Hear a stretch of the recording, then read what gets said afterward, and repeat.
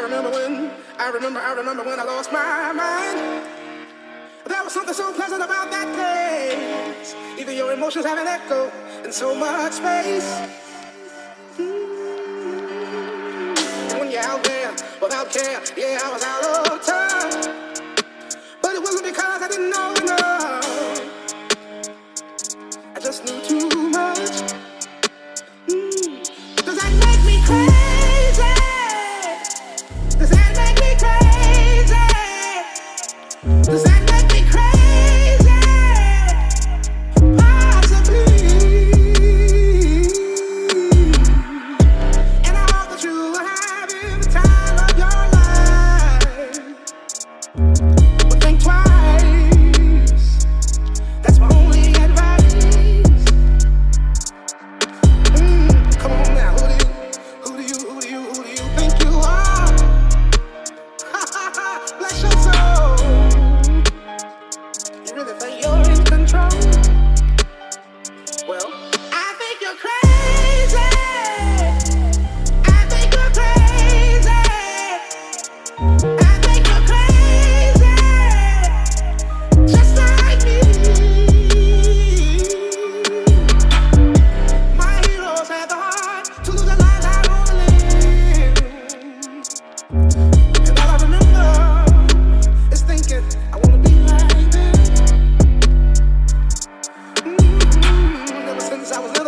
Ever since I was little, it looked like fun. If there's no coincidence, I come. And I can die when I'm done. But maybe I'm crazy. Maybe you're crazy. Maybe we're crazy. Probably.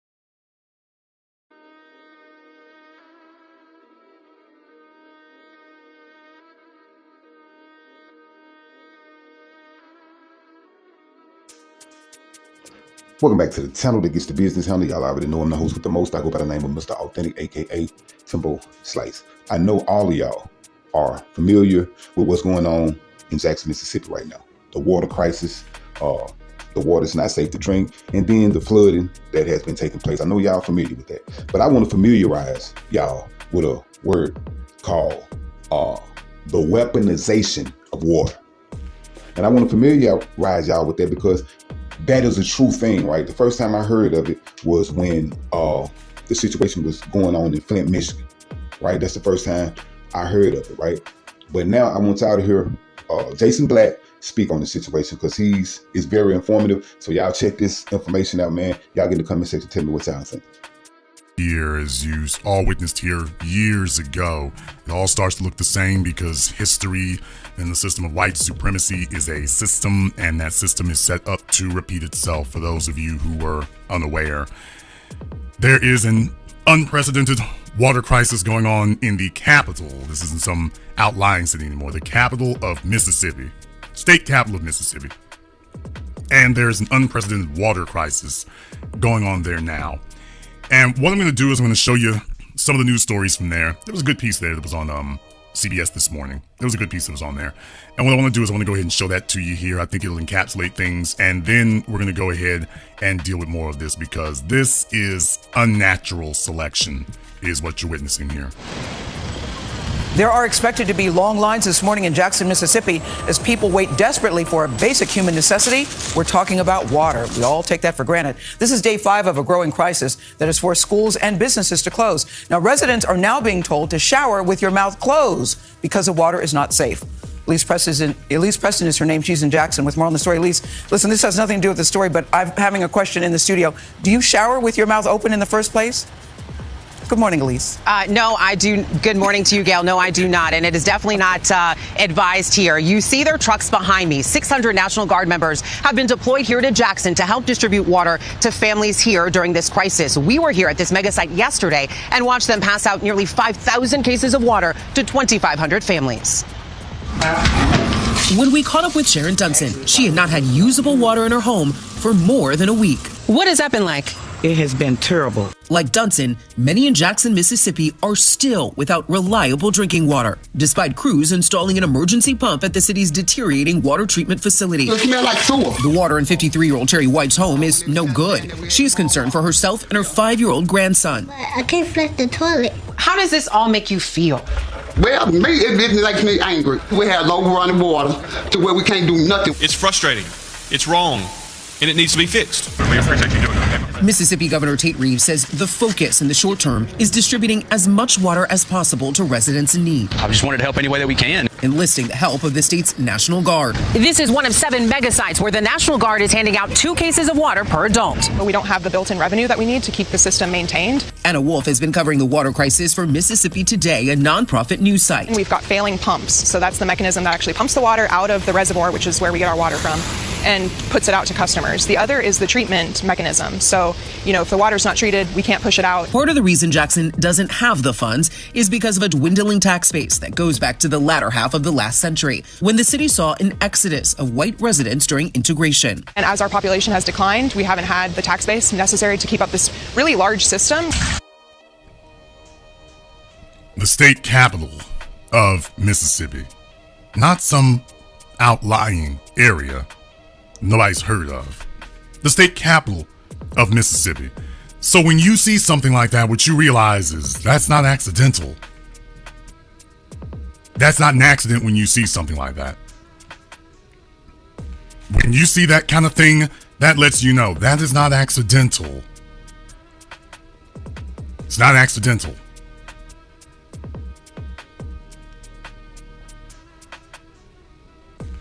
They're letting you know that after all these decades here, this has been decades in the making. So when I have taught you all about withering on the vine, what they've done is this is how you economically strangle an area.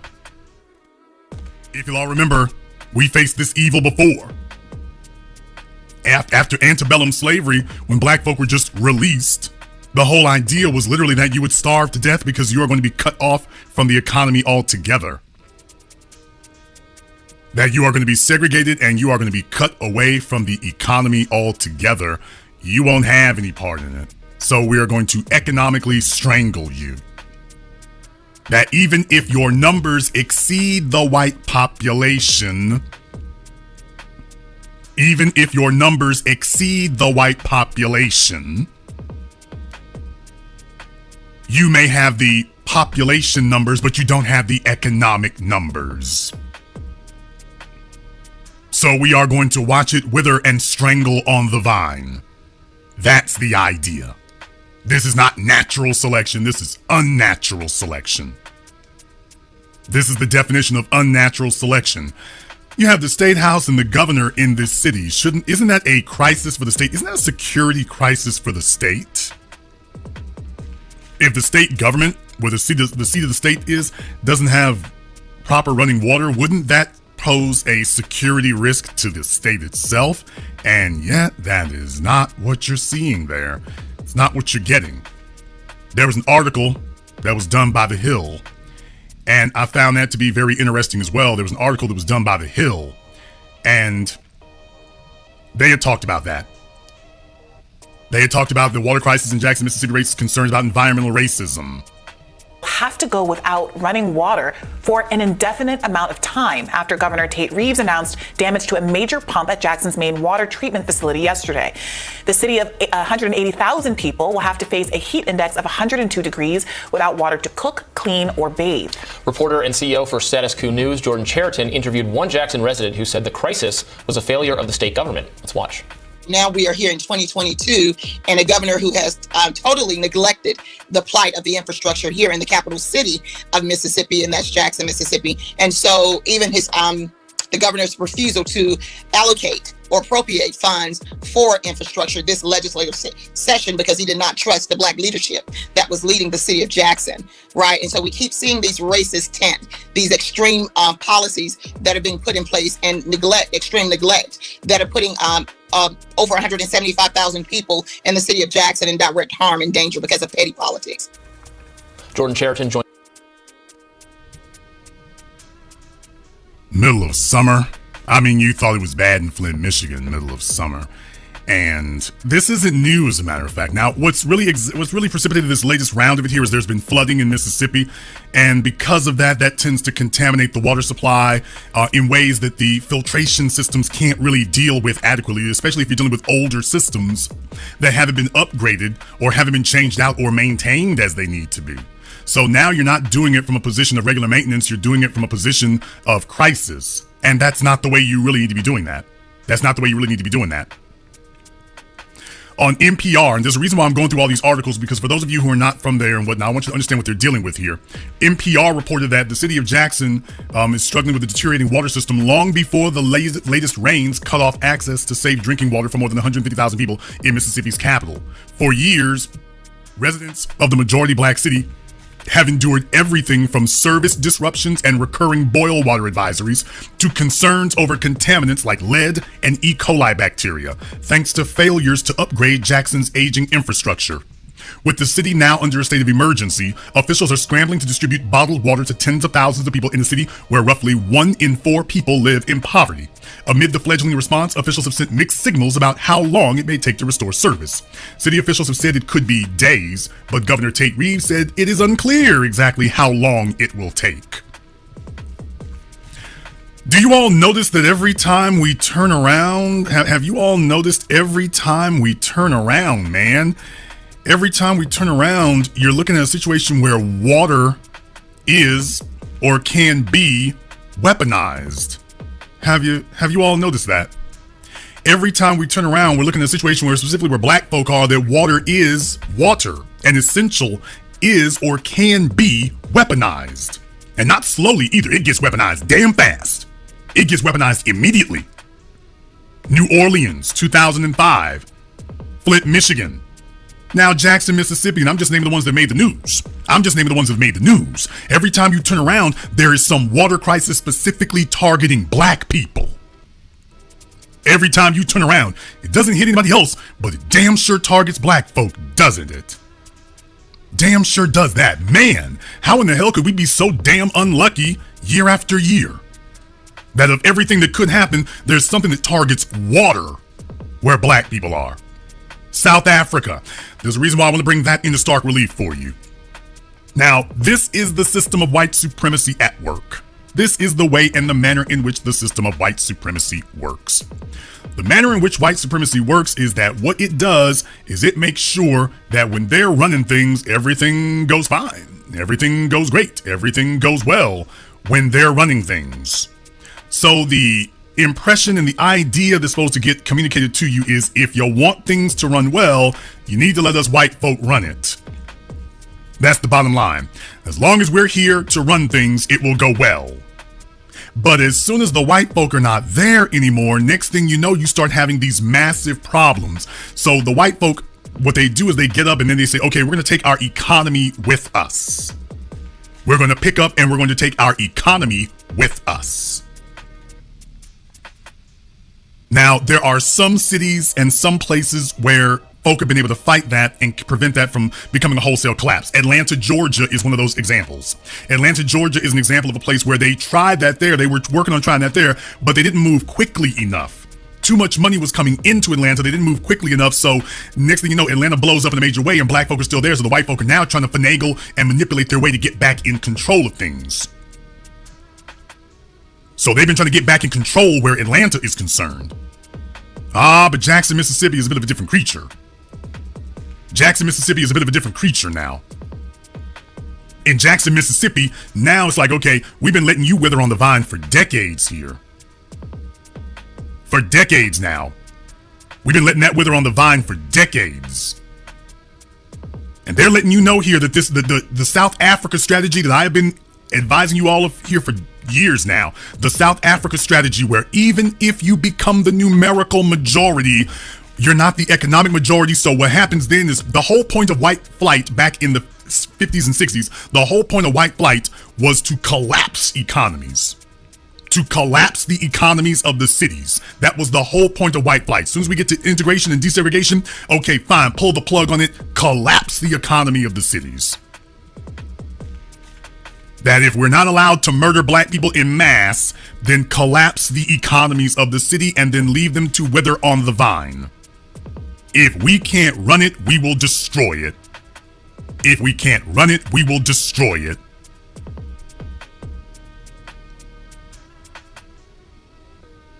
And this is just one among many.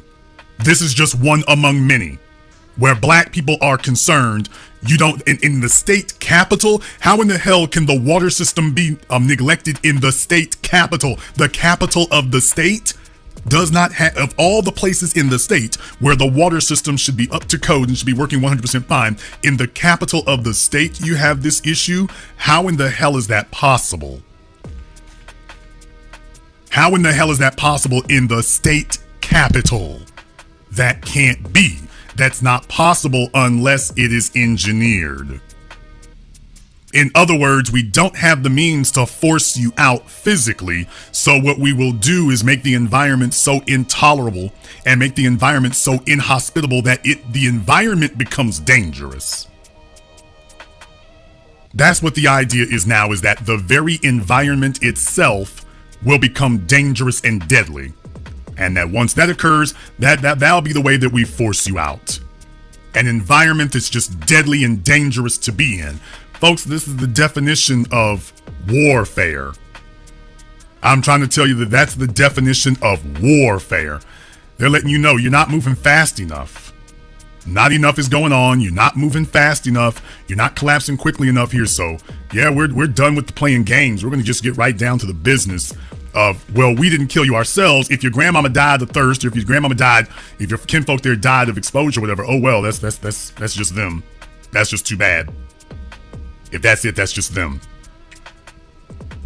This is how dedicated to the task of racial warfare that they are. This is how dedicated to it they are. Somebody better figure out exactly what the hell is going on there, because that's exactly how dedicated they are. Folks in Jackson, Mississippi, it's my goal, it's my wish that you don't have to have these kind of things occur. But like I say, it's just one of those things where if white supremacy doesn't have its boot on black folks' necks 24/7, then most black folks try to act like ain't nothing happening. Everything's okay. We can party and bull jive.